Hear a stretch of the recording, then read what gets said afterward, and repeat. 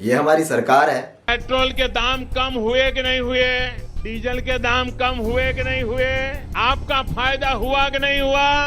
अगर मोदी का नसीब देश की जनता के काम आता है तो इससे बढ़िया नसीब की बात क्या होती है भाई। ये ऑपोजिशन है। मुझे बताओ, कोका कोला कंपनी को किसने शुरू किया?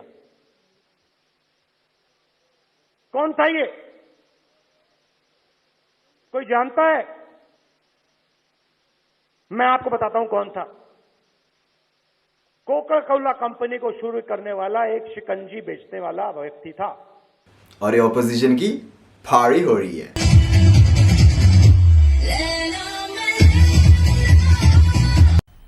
मजा आया।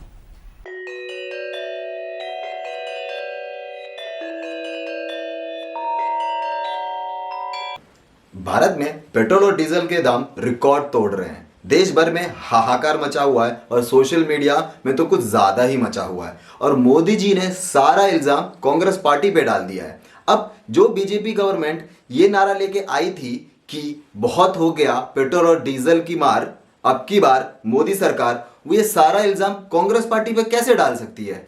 मोदी जी की इस बात में कितना दम है और उन्होंने ऐसा क्यों कहा, मैं आपको बताता हूं। 10 फरवरी को बीजेपी के ट्विटर हैंडल में एक पोस्ट आया था।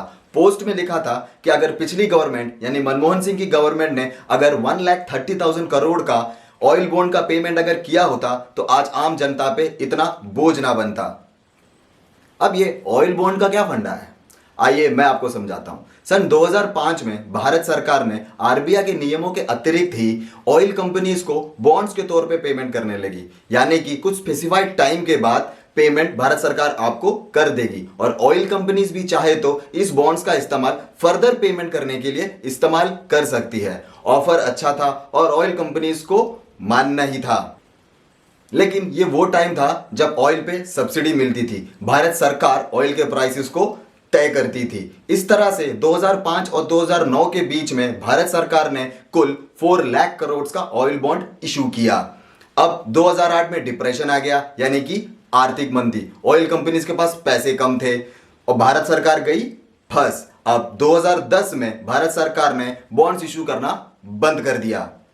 जून 2010 को मनमोहन सिंह की सरकार ने पेट्रोल के प्राइसेस को डीरेगुलेट कर दिया, यानी कि जैसे इंटरनेशनल मार्केट में पेट्रोल के प्राइसेस बढ़ेगा या घटेगा, भारत में भी पेट्रोल के प्राइसेस बढ़ेंगे और घटेंगे। लेकिन ऐसा कभी हुआ नहीं। और अक्टूबर 2014 को बीजेपी गवर्नमेंट आई, उसने भी डीजल प्राइसेस को डीरेगुलेट कर दिया।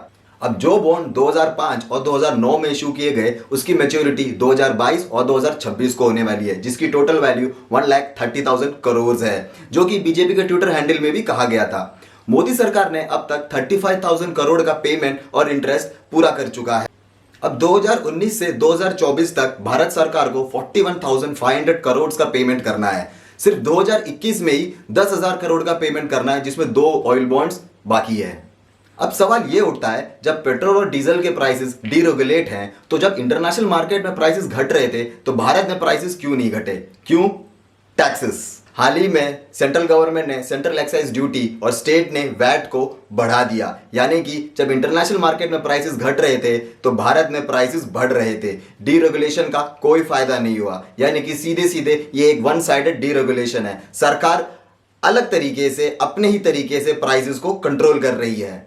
जब आप पेट्रोल पंप जाते हैं और 1 लीटर का पेट्रोल खरीदते हैं तो उसमें 60% से ज्यादा तो आप सिर्फ टैक्स के तौर पे देते हैं, यानी कि बेस प्राइस से भी ज्यादा आप टैक्स भर रहे हैं। टैक्सेस तो आप पहले भी दे रहे थे, यानी कि कांग्रेस गवर्नमेंट के दौरान, और अभी भी दे रहे हैं। लेकिन इस बार ऐसा क्या हुआ कि प्राइसेस यानी कि ऑयल के प्राइसेस 100 रुपए टच हो गए?